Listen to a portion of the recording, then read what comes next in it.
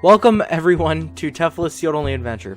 Starting from nothing but 3 Freezing Chain structure decks, I will attempt to build a deck to top a regional. Along the way, I'll pick up new packs and other product, limiting myself only by my $30 a week sealed only budget. Additionally, there are several sets that I'll have sealed behind certain challenges, and these sets are things like structure decks or Dual Devastator where there are guaranteed cards. This is not only to test my ability as a duelist, but also to provide more and better content for you guys. Before I get into the video, however, I do want to thank Nimnim and Revs Cards for the inspiration, as well as Flashcards for sponsoring me. If you're ever in my area, stop by my locals and thank Flashcards, or hit the link down in the description to join their Discord and thank them that way. Now then, let's get ready to document my 0 to hero status. Alright, a couple things before I actually get into this video. First things first, and probably the most important, you guys might be wondering why it's labeled episode 2.5. This is because this was a much harder tournament, a money tournament, which really showed me where I stand as a competitive player with this deck. I'm not saying the people at my locals are bad, that's not true. There are some truly good players there. But at this tournament, it was some of the best players I've played, and it really put me into my place. Additionally, and you'll hear me mention it later, I say my footage got corrupted. That is because Coral, my editing software, decided it was a good time to kind of just die. The entire thing locked up while I was editing that, so it all kind of corrupted. I mean, the file actually corrupted the files because I moved them straight from the phone onto here and then deleted the files on the phone. Regardless, so I did show the actual openings. I did do a record, and honestly, I know a lot of you might not believe me on this, and to be quite frank, I don't care. It's what I opened, believe it or not, and to be honest, it's what we're going to be moving forward with. If you guys don't like it, oh well. If you guys do like it, that's awesome. And finally, to round things out, I will say that we will be doing these tournaments every 4 episodes, so that's episode 2.5, 6.5, 10.5, and so on and so forth, until the series ends, just to show the progression of our deck against true, strong meta decks that aren't part of our locals from some of the best players that I've ever met. All in all, I just want to let you guys know that beforehand, and with all that said, let's just hop into this video.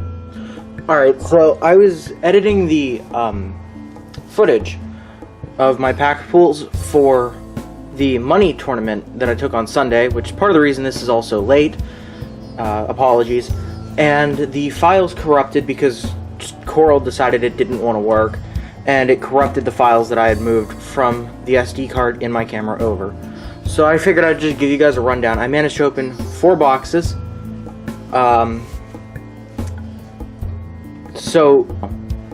Anyways, I figured I'd just show you guys what I pulled.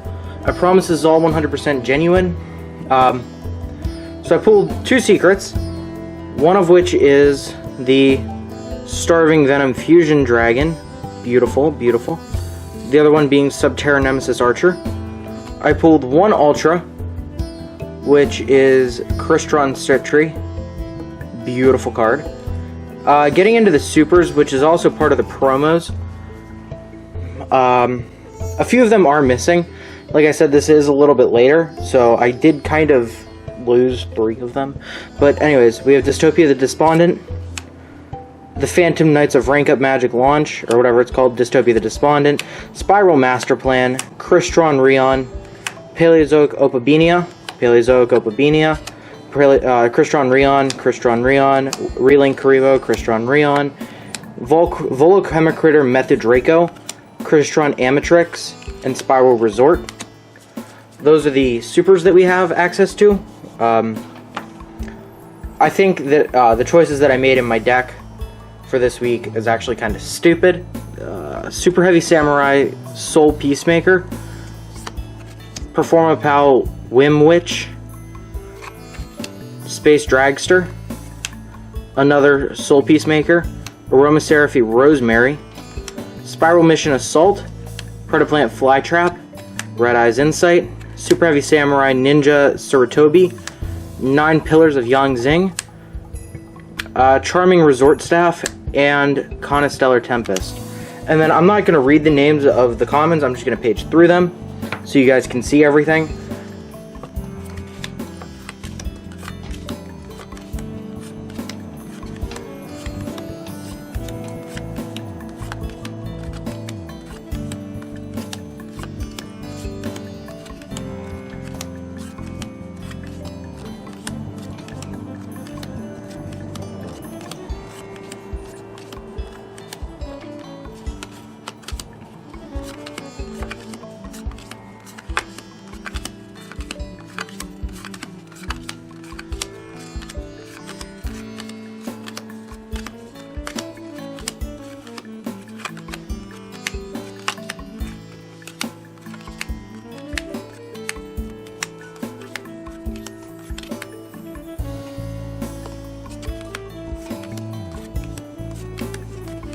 I love the art on...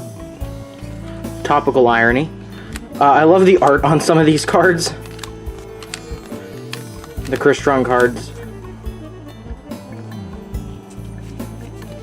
And then that's just the rest.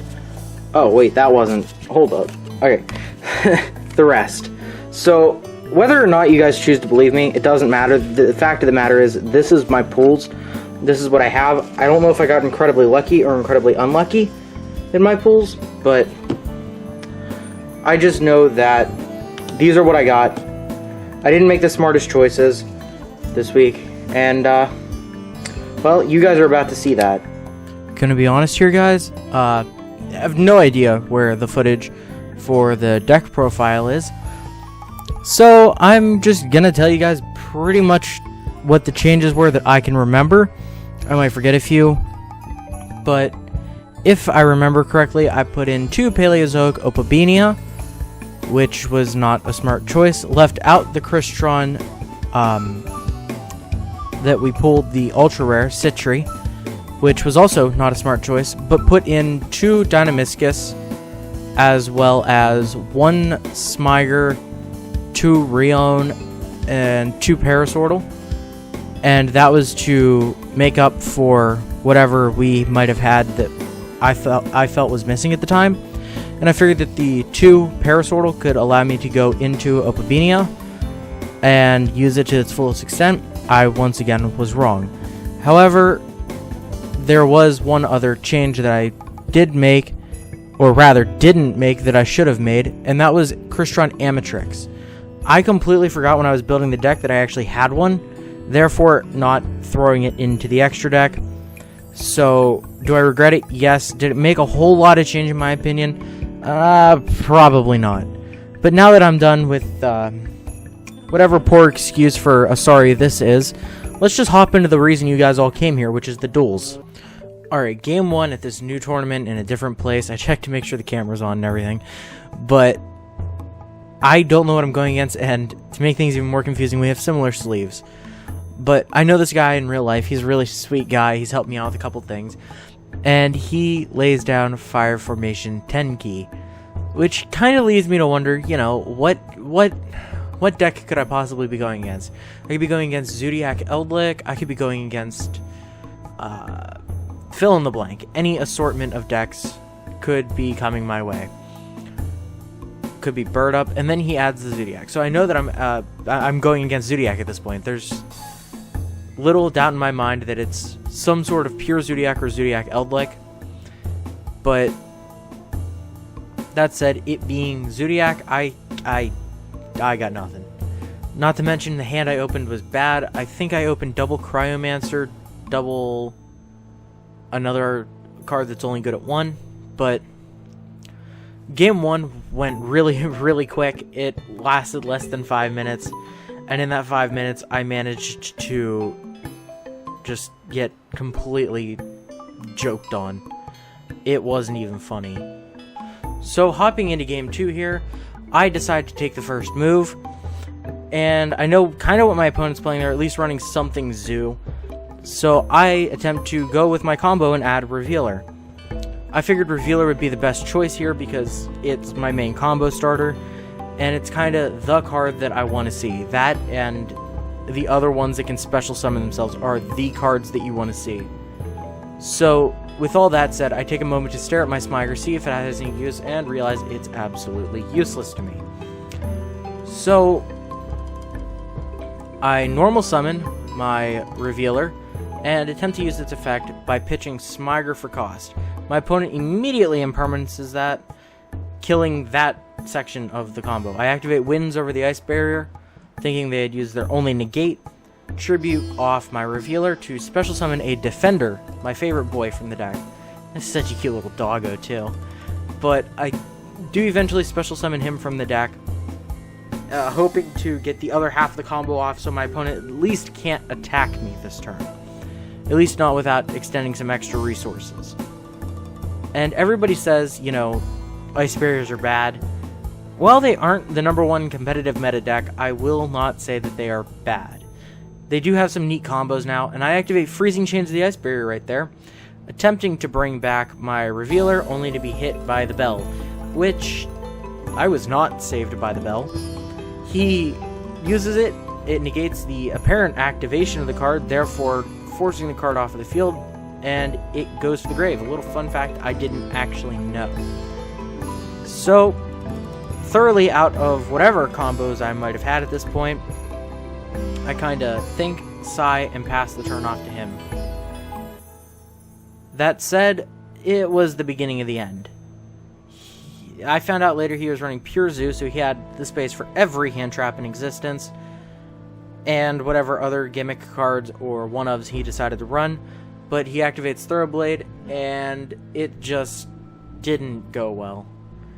So, I kind of sigh, and wait for his turn to be done, and believe it or not, he did manage to one-turn me here. So, with all that said, let's move on to the next match. Moving into match 2, game 1, I had lost the dice roll. And we spent the very beginning joking kind of about what had happened the day before, where I had busted a kid actually staring at my camera late in the duel to see what my hand was. I joked with him, don't do that.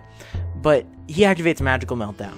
Now, I actually knew what this guy was playing. He usually does pretty good at my locals with this deck. So I did actually have the knowledge of knowing what he was playing, but it didn't help at all.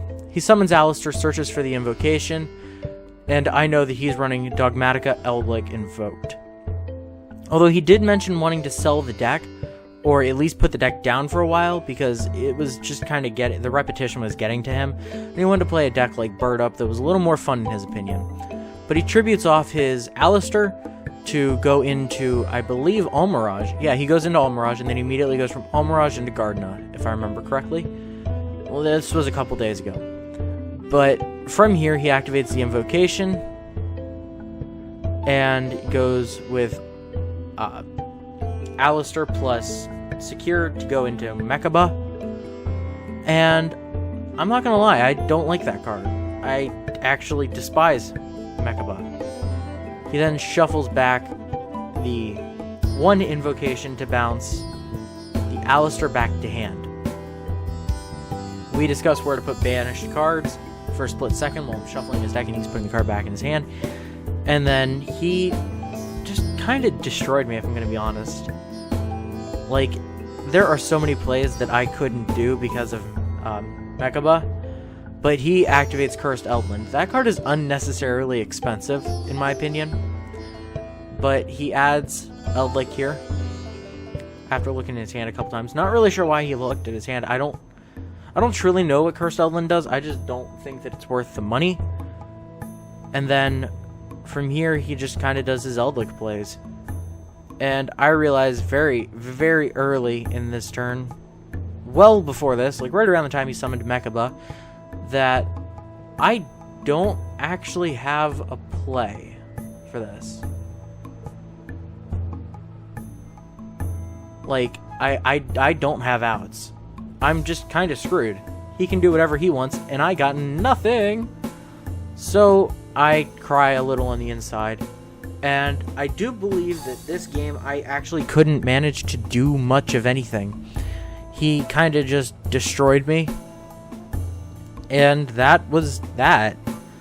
So I'm not going to bother trying to show my turn or talking until then. I'm just going to move on to the next duel. I lost this one. And so with this section, we began to round down the day. I actually forgot to record the second duel of this tournament, but he basically destroyed me. I attempted to make a suicide attempt and failed miserably. So this is actually the third duel of the tournament, the final match, if you will, and we are currently 0-2. I normal summon Defender. He kind of just sets his cards down, which signals me to go off. I special summon Speaker, and if I believe I actually went into Gungnir here, but regardless, I get absolutely just dunked on by this person. Like, they completely destroyed whatever idea I might have had that my deck was any good, and my deck, I came to find out, was actually very, very, very, very, very, very weak. So with that play, I actually didn't go into Gungnir, surprisingly, but with that play, I passed turn. So they can't attack with monsters that have a higher defense or a higher attack than the defense of defender. And I don't remember what speaker does. I think it banishes whatever spells and traps they sent to the graveyard that turn, or they can't tribute summon or something. Don't remember what speaker's additional effect is. It's typically on the field so short that I don't know. But they normal summon the Ash Blossom, link it off, and I'm kind of curious as to what deck they're playing at this point. Like, who normal summons Ash Blossom or normal summons Ash Blossom to link it off? They go into Almirage, and I found out real quick they were running Mech Knight Invoked with hand traps. So I kind of never stood a chance in that section of things. They banish it, kind of just pop off from here, and I have nothing. So although they don't have, or at least they didn't have a way around my defender for the longest time, and I managed to kind of drag the duel out, I ended up ultimately taking the loss both games. Second game was significantly faster than first. And all in all, we ended up going nothing but losses at the tournament. So it was a harsh reality check, but I did think for the next, or I do think at least for the next week, we need to crack down and rethink our deck a little bit, see what new combos we can come up with and what all else we can do, and kind of just rethink our overall strategy with the deck. But that said, thanks for tuning into this one, guys. And if you like these episodes, don't forget to like, comment, subscribe, hit that notification bell. Check out flashcards down in the description. And if you really want to, head over to Rev's Cards and Nimnim's channels and comment saying that you came from my channel. I don't expect them to actually know who I am, but hey, it's a fun little thing that you can do. I hope that you all have a good day, and I'll see you all in the next episode. Peace out.